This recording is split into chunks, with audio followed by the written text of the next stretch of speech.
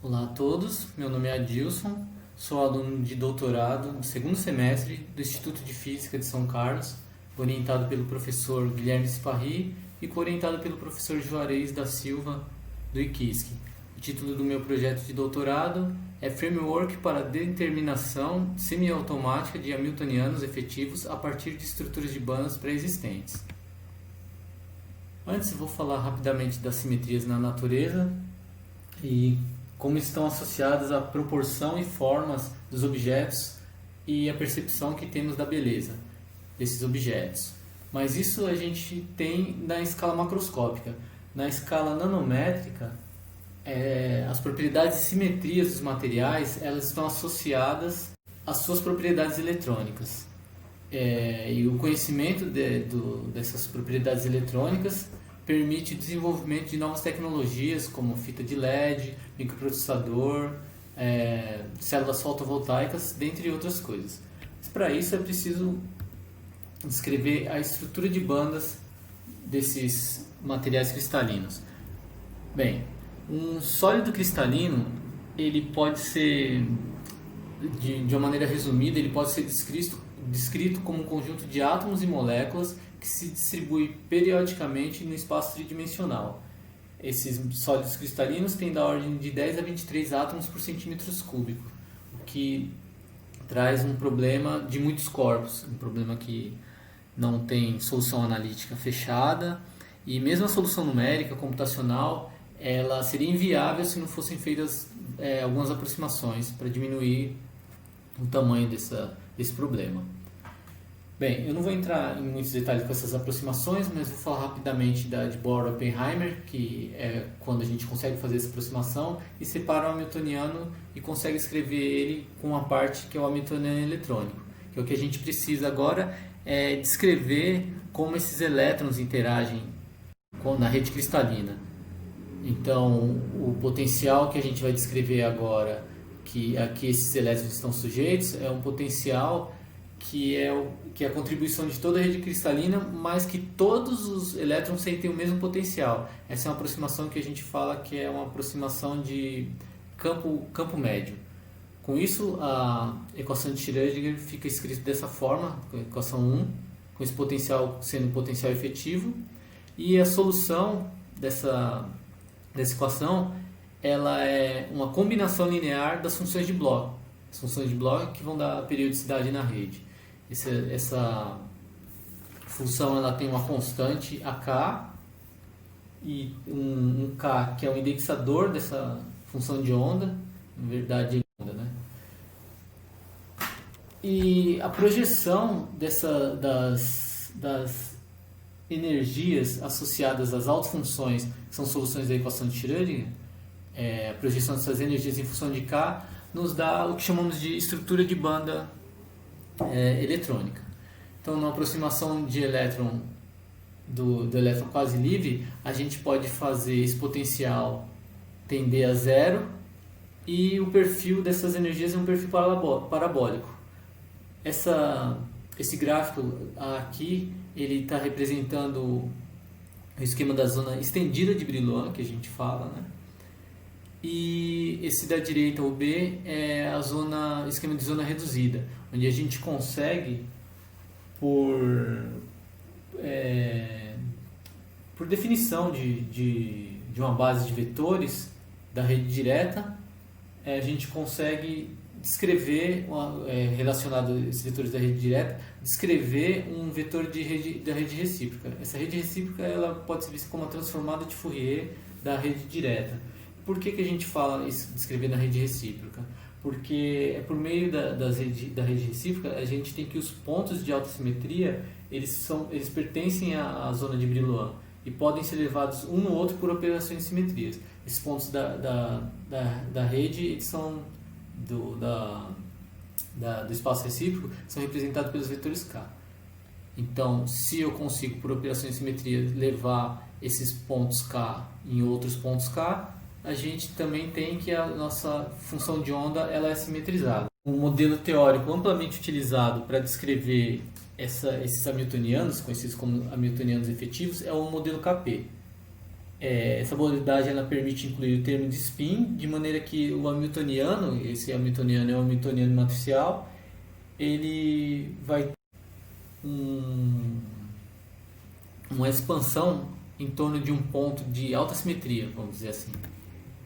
Então, o termo em azul desse hamiltoniano são os termos fora da diagonal do hamiltoniano, e esses termos em vermelho são os termos na diagonal.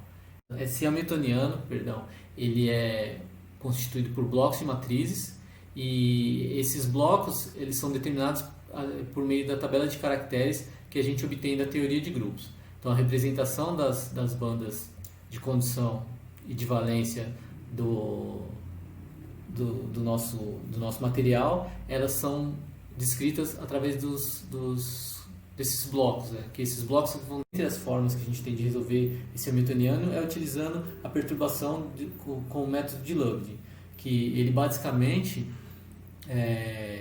divide os estados em duas classes, e a classe A é a classe que tem os estados que interagem mais fortemente, a classe B é composta por estados que interagem fracamente com os estados da classe A, e a gente não olha as interações entre os estados. Com esse tratamento é possível fazer o cálculo das estruturas de bandas e realizar um fitting com outras estruturas de bandas que já foram calculados, né? ou de outro modelo teórico, ou que foram obtidos experimentalmente. Esse daqui já é feito no grupo, aqui é um trabalho do Carlos, onde analisa um range de energia aqui, né? Escolhe umas bandas para serem analisadas e uma região da zona de Brillouin para ver a convergência dessas estruturas de bandas. Aqui no caso do GAN, a gente tem uma convergência muito boa no fitting, se comparado o KP com o calculado com DFT usando o funcional HSE. Essa do lado direito aqui é para o INAS, e a gente repara que só na região acima de 20% da zona de Brillouin é que não tem que a gente consegue perceber um certo distanciamento entre o calculado com KP e o obtido por DFT.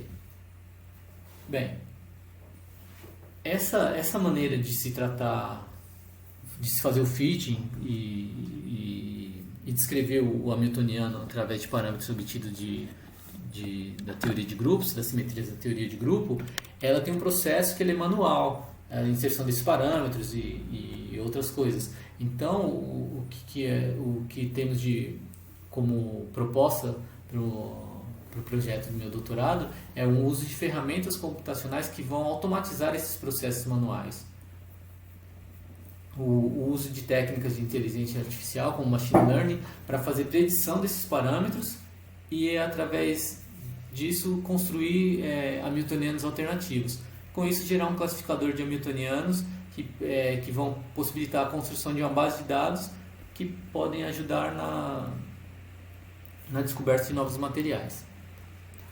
Aqui eu vou fazer passar uma sequência de imagens para mostrar como que é a construção desses blocos de matriz. Então, são escolhidas duas representações. Essas representações são obtidas das simetrias na teoria de grupo, e aqui a gente vai obtendo o produto entre essas representações. Aqui, primeiros elementos da diagonal principal, agora fora da diagonal, até que a gente obtenha a região que a gente está querendo analisar. Esse resultado, obviamente, não vai ter uma boa representação, então a gente inclui mais bandas com outros fatores para a gente fazer o cálculo do hamiltoniano, até que fique bom. Mas isso vai ter o tamanho que a gente acha que vai descrever bem o nosso sistema. Isso pode aumentar muito o custo computacional.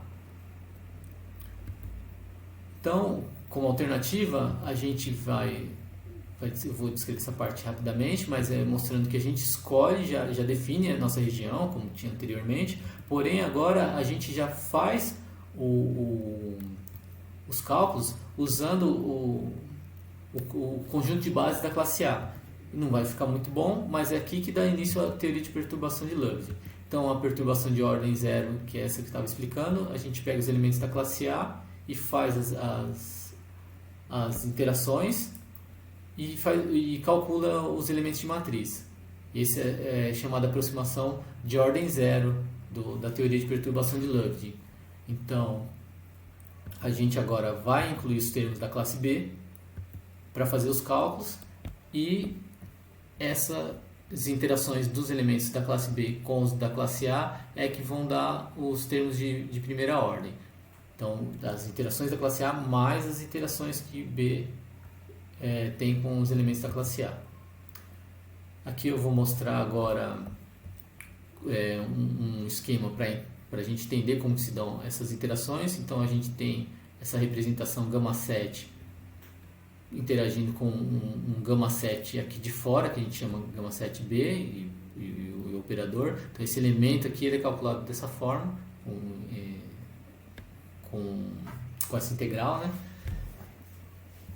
E a volta, que é daqui desse termo que a gente parou no M77 para o N77, que é representado dessa forma como o Dagger desse cálculo anterior, desse elemento anterior.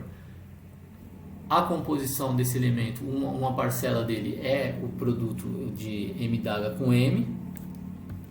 A gente vai para o próximo elemento e é sempre na diagonal, porque é o traço da matriz que contém as informações. Isso vem da teoria de grupos, né? A gente faz o próximo elemento, faz esse e no final a gente obtém a soma deles para compor esse primeiro elemento do bloco que a gente escolheu, da região que a gente escolheu. A gente faz para o próximo e para todos assim, até terminar. Então, todas as classes que a gente incluiu, que a gente acha que são suficientes para a descrição do nosso problema, elas são calculadas dessa forma até a gente determinar a região que a gente quer analisar.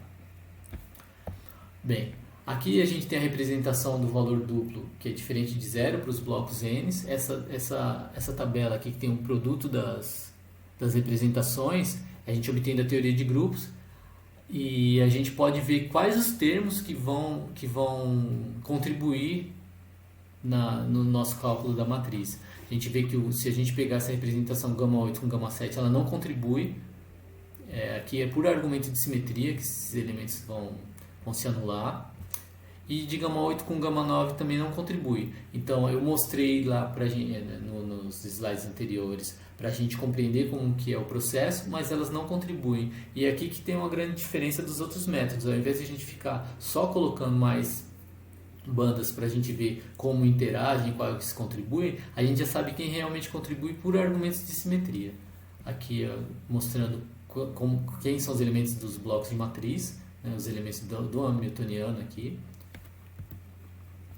E com isso eu concluo a minha apresentação falando que a obtenção desses parâmetros para a construção do Hamiltoniano efetivo e o método de fit já são realizados no grupo, porém a ferramenta precisa ser automatizada e essa que é a nossa proposta, porque essas etapas que são manuais elas podem ser evitadas, que vai permitir um ganho no tempo e uma redução no número de erros.